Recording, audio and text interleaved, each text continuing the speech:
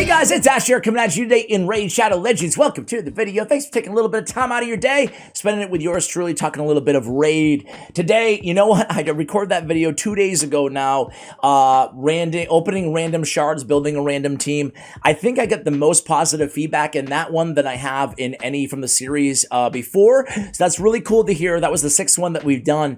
And one of the champions in particular, a lot of you asked me to make a dedicated guide on. So that's what we're doing here today. Is actually going to be on an uncommon champion. It's Zephyr Sniper. You know, she's not new news here. She's old news.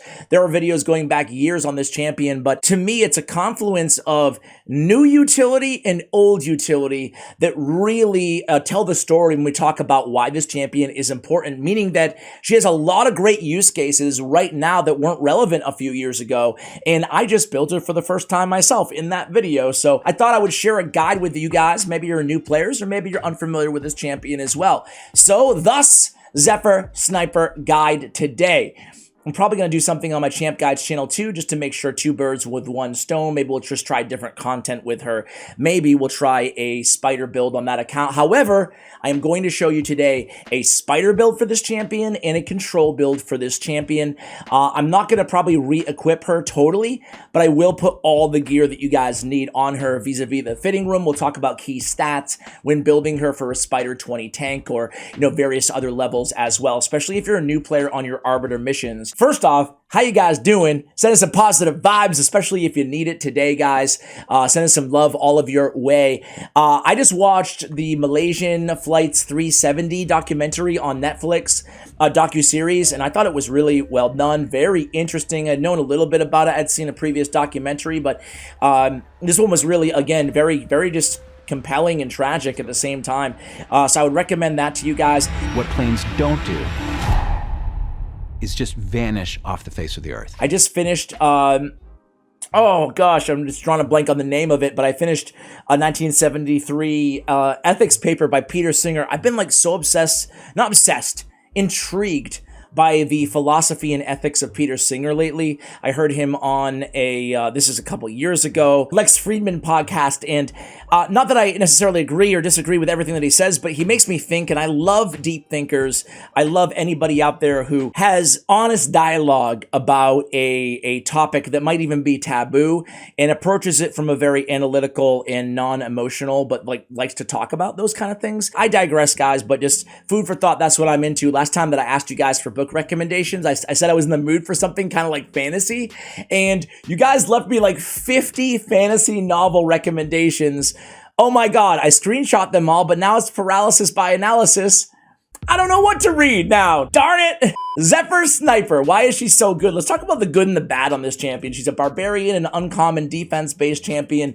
On the good, she's a great spider tank. She's a great control champion. She's easy to keep alive, and she's pretty fast for a common. She's defense-based, 1244 in the base defense, 100 on the base speed. Her HP isn't that high, but heck, she's an uncommon champion. So in a stun, a control build, she shouldn't be being hit that much.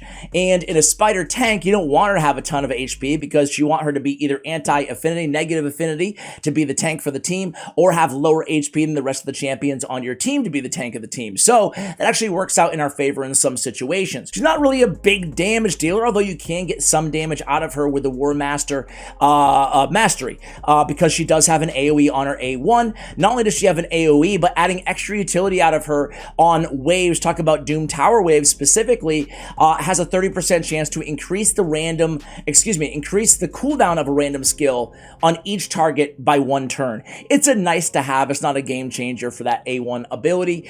On the Ranger skill, the A2 on a 4-turn cooldown can be booked down. We get a continuous heal, weak version of it on all allies for 2 turns. So not a bad little heal added. A decent amount of versatility for an uncommon champion. What do you want, you know? What is it? Is she younger, more attractive, more desirable? You got 2 out of 3, Glenn. Sophia, what in hell is going on here? He's a man, I'm a woman. I've got what it takes, and he knows how to use it. More good news is that she is a champion you do not have to book. you can just simply open mystery shards and use dupes of Zephyr Sniper to go ahead and eventually have her fully booked out. And furthermore, you don't even have to book her anyway. You don't even have to use dupes if you don't want to, although I would probably just keep an eye on dupes and eventually just go ahead and max her out.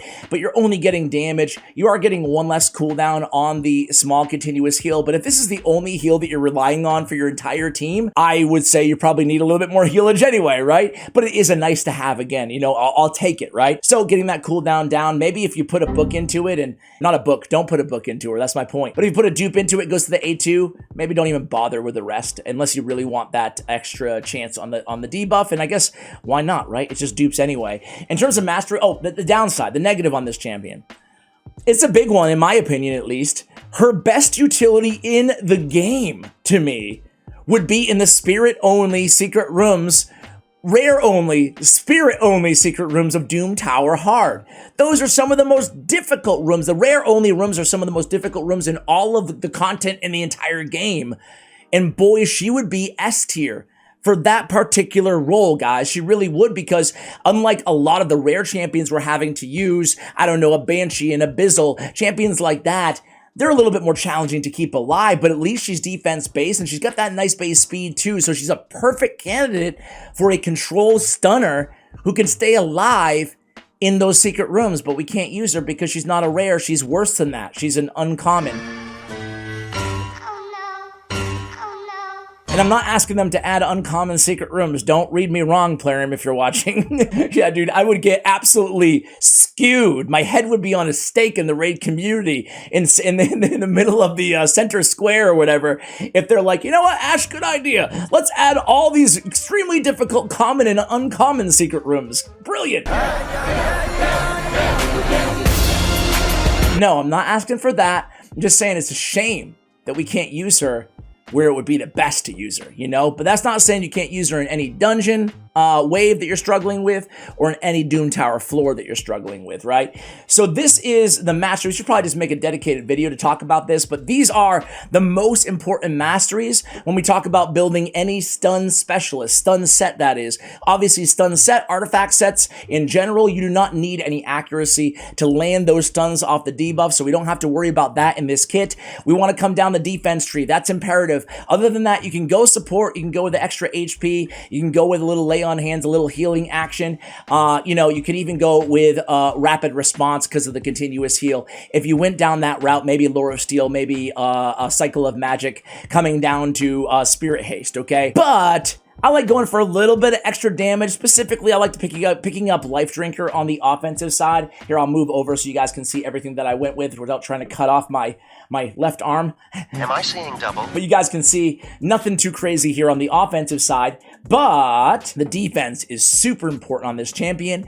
I like to actually go all the way down to tier 6 on the defensive tree, pick up Fearsome Presence, take that stun from an 18 to a 23% chance of landing, and while we're at it, most of the trifecta of a stun set: Harvest Despair, Fearsome Presence, Retribution, all in a row right here.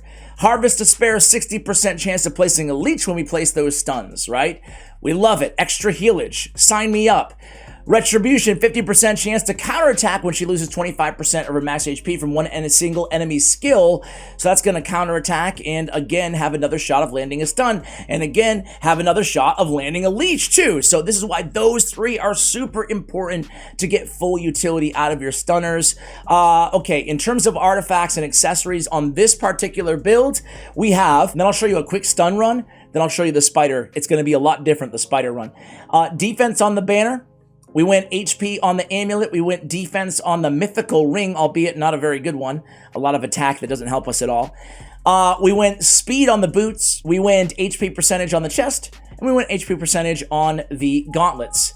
We did get some nice crit rate on the substats here, so we have a tiny bit of damage here, but when it comes down to it for me, I'm not stressing the damage, man. If we're doing our job, the enemy team never goes, they're stun locked, and eventually we'll get that damage. She's not the queen of damage dealers of DPS on any team, whether you're running in Spider or running her in control set.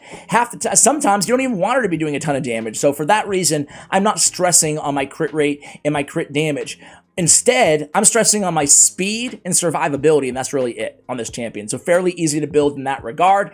So I'm looking for a lot of speed on my substats. I could have her built a lot faster here, but as you guys can probably see, with the exception maybe of this shield, I just kind of threw on any artifacts that weren't being used right now, especially that had a little bit of speed on it, but I wasn't like super picky. All right, guys, so here we are on Doom Tower Hard. And let's just pick a random floor here. I'm not going to go too high. Let's just go floor 14. I don't know. Obviously, if a strategy like this can work on Doom Tower Hard, it can certainly work on any floor of Doom Tower Normal. I have here a team of a common champion, Sister Militant. She only has one ability in a stun set, Wild Swing. I have our uncommon, and then we have a few rares on the team as well. You'll notice that I have Reliquary Tender. I like running a Reviver on all my rare teams if I can. Usually I run Gear Grinder in a stun set. The reason I like that so much is because RNG, right? We're not always going to land every stun, and these mobs, I don't need to tell you guys, they start getting very challenging, and they hit incredibly hard, right? So if we get bad luck, essentially, and somebody dies, we'd have to start the entire run over and keep going until we get lucky enough not to have it to land all our stuns, essentially. But if we have a Reviver, we can certainly mitigate, if not totally prevent, a lot of that downside to the RNG of these type of runs. So what I want to show you is, because I figure there's probably, a few new viewers. If you're new, hello, welcome to the channel. I'm a mediocre Raid Shadow Legends YouTuber who uploads every single day on a few different channels. You know what? No, we need the stuns, man. No heals, stun time. And we increase the cooldown. You guys see that? Anyway, what I was trying to say earlier that I got sidetracked, which I do often if you're a new viewer here on the channel, another reason I'm mediocre, is the power of A1 cycling, right? I think it's one of the first strategies, per se, that players learn in this game. And it's applicable in the early game, but it's something you're going to use forever. And that is essentially how to get your abilities off cooldown going into a fresh wave. That way you're coming into each wave at your strongest. So I'll just kind of walk you through this first wave, and then we will go from there. So we have only 2 stuns down. If I had maybe 3 or 4 stuns down, I would have went in with the heal there for Executioner, but we can always pick him back up if he dies here. And again, towards the end of these waves, as long as Reliquary is not dying, we'll have time to just A1 cycle and recoup. That means revive anybody that we need to. That means get all of our skills off cooldown. Everything that we need is going to be kind of set up going into that second wave. So that's why I'm going to keep you with me just through this portion or this wave of the video. Then we'll show you that that spider run or spider gear, excuse me. So we did lose Executioner, but again, not the end of the world. Most importantly, we got the counterattack there. That was a Retribution proc on our Sister Militant. We want to make sure we're always targeting the champions that are not stunned, so we can get everybody, even if it's just an A1, try to get everybody stunned all the time. We land 2 there. And again, you're noticing those cooldown increases. It's hard to really understand the value of that because, well, we don't see what skills are going on cooldown, and it's hard to notice unless you know intimately every single one of these champions and what they do and what they have on and off cooldown. But it's valuable, you know? Another increased cooldown. It really does add up on that A1. So I do say, kind of hearkening back to what we said earlier, I think she's definitely worth getting dupes of, pulling mystery shards and booking out for that A1 alone. So this is an A3 of Khazar. This is the last A3 that we're going to use from Khazar Deepar. You can see that everybody right now is alive. That might be the last time we see him alive. Kind of barely. Executioner is still kind of clinging on. But we want to get rid of the Reviver Raglan. And what I want to do now, okay, that's a little bit better. I was like, look at his health. It's not looking so good. But we land a stun on the Reviver. So here I'm not going to use the A2 of Khazar. Instead, I'm just going to A1 here. Again, I'm targeting whatever mob is not stunned with the highest turn meter here. And I am going to go ahead and take the opportunity to get another heal down, just so we can have a full health Executioner going into the next wave. And here in this circumstance, we're going to make sure we poke away at Raglan. Sinesha is also a nice healer on their team, but as long as we can kill Raglan before Sinesha goes, we're going to be good. And that's exactly what we do here. So now we're just going to A1 cycle here.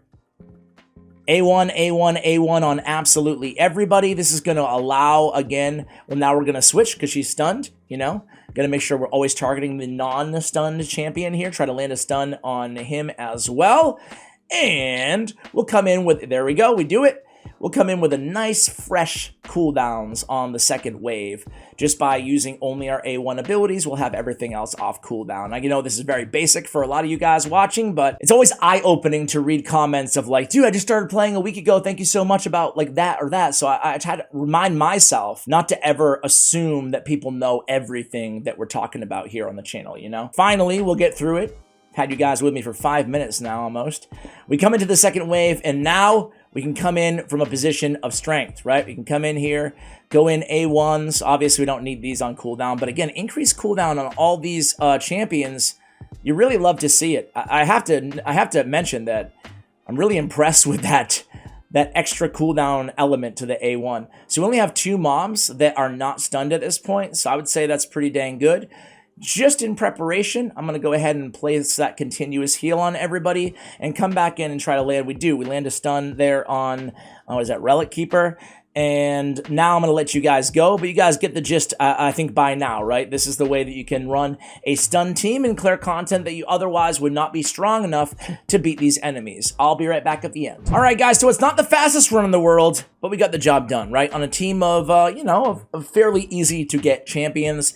Let me go ahead and show you real quick the spider strategy, and then we'll call it a video. Let me know if you use this champion and what kind of, you know, ways that you use her as well. So with her, you know, damage, not too bad, 431, the same as Executioner, which is really, to me, pretty impressive there. So not bad. She is at what, like around 70-ish or so, I would say, on the crit rate. So, you know, decent damage, you know, for an uncommon defense-based champion, certainly.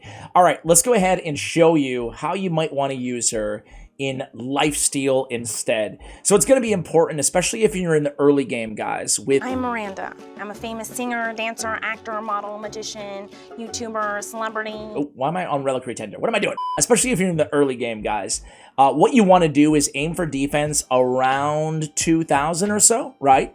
And HP needs to be, again, lower than everybody else, but not so low as that she's going to die. So you got to find that sweet spot. But this is for around Spider 20. So again, around 2,000 defense. The reason, if you build her like uber tanky, and she's not losing 25% more of her health for Retribution, you're not going to have that chance to counterattack, thus healing yourself with lifesteal gear, okay? I would also recommend, instead of going, obviously, with Fearsome Presence, we can keep pretty much everything the same, but you definitely want to go with Unshakeable as your tier 6 mastery, okay? Because we really need to prioritize resistance.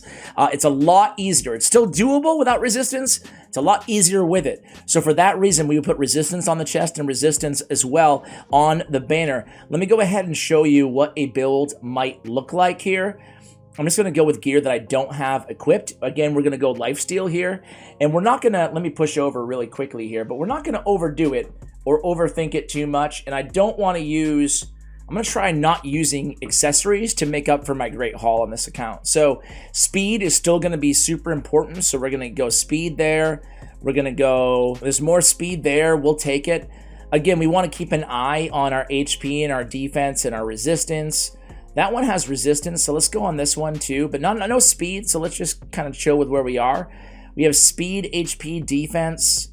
We have resistance. Let's do the resistance instead. Again, speed is good, but we don't need a ton of HP and resistance, which is counterintuitive when you're building a champion that you think is going to be a tank, right? So let's use these speed boots too. So right now, if I push over a little bit, you can see we have a full lifesteal set on right now. Our speed is 231, which is fantastic. We do need to get the crit rate up there because we want to get that damage back. Also, you know, if you don't want to go Unshakable, if you can get enough resistance, you can go War Master for extra heals off of that A1 ability, okay? Again, I repeat, you can go War Master as well. It's another option for you guys if you can get the resistance elsewhere. I like to shoot for around 350 resistance to play it safe on Spider 20. So anyway, let's go with, so now we have that all done. We can go with just like a speed set, right? I think speed is just fine. So we can go with, we just need to make sure we have resistance. Do I have any resistance? Not available. Let's just do it like this. Resist, equipped. Okay, let's take it from Light Sworn.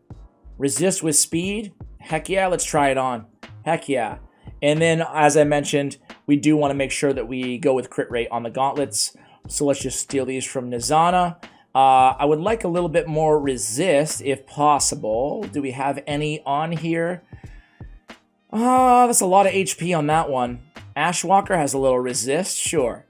This is this would be my artifact selection. You know what? We can just equip it. Who cares? All right, guys. So far, where are we at right now? 24K on the HP is probably perfect. This defense, I think it might be a tad high, but I think it's fine. And then 255, resist is low. 100 on the crit rate, perfect, right? So we actually have a really, really nice build here. And again, that HP, it seems low, and it is, but we want it low. Let's just go with resist with a little bit of speed on it. Here it is, guys. Resist with a speed, fantastic. And right now, we have 350 run 1, right where we wanted to be on the resist. Now, if I need a little bit more again, I would just go with unshakable. I don't have that mastery right now. So again, I repeat, no unshakable. We still have fearsome presence. I would go unshakable to get it up to 400, and you can scale it even higher to resist those poisons. And then otherwise, I would just go War Master if you could get that anyway. So let's go ahead. We have no ring or amulet on here. Let me just show you. Obviously, it's not going to work because I'm not going to build the whole team and I have nothing prepared. But let me just show you, just to show you her resisting, if you will. Let's get this team out of here, please. Zephyr Sniper. Normally, I would probably build a team, especially if you're early game, right? And using her as a spider tank. Something like kind of realistic would probably be, you know, these enemy max HP nukers, the Royal Guards of the world, the Cold Hearts of the world, a debuffer, let's just say Stag Knight or something like that.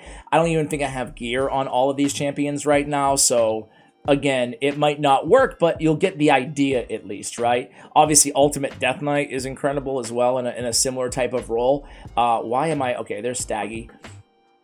So let's continue. You don't need to have her in the lead. I just... Excuse me, I just had her there. I should probably have used Royal Guard, but it's okay. I think it will still probably work. We come in here. We debuff. And here she is. She's going to come A1 here. You're going to see she's going to get tons of healing. Again, we don't need it right at this moment.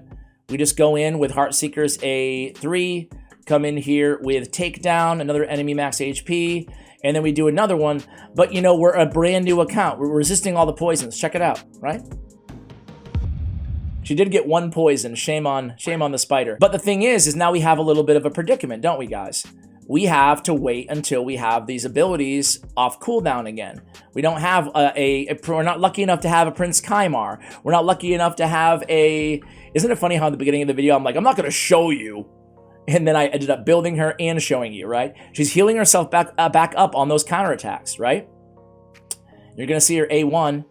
We want her to get a little bit of damage. That way she can heal it back up. But this is why she's an incredible tank. And now we come back in here. And we finish the show. And this is how you easily beat Spider using her as a tank. Again, lifesteal is incredible. It's not about stunning, you know, although you could use her as a stunner on an HP burn team as well. So there's some versatility on later stages. But she's just a really incredible champion, especially for Arbiter missions, right? Now, you'll notice that she has too much HP right now in the sense that she's not counterattack. She's not proccing that retribution. But still, she's able to stay alive just through the resisting. And she did take a few poisons there, so maybe even bumping that resist up a little bit more will keep her alive. If she's not taking the poisons, there's not as much of a need as for her to heal herself up every time. So guys, I hope you enjoyed this guide. Zephyr Sniper is definitely an uncommon champion you can get a lot of utility out of. Thank you for watching, and as always, take care, guys.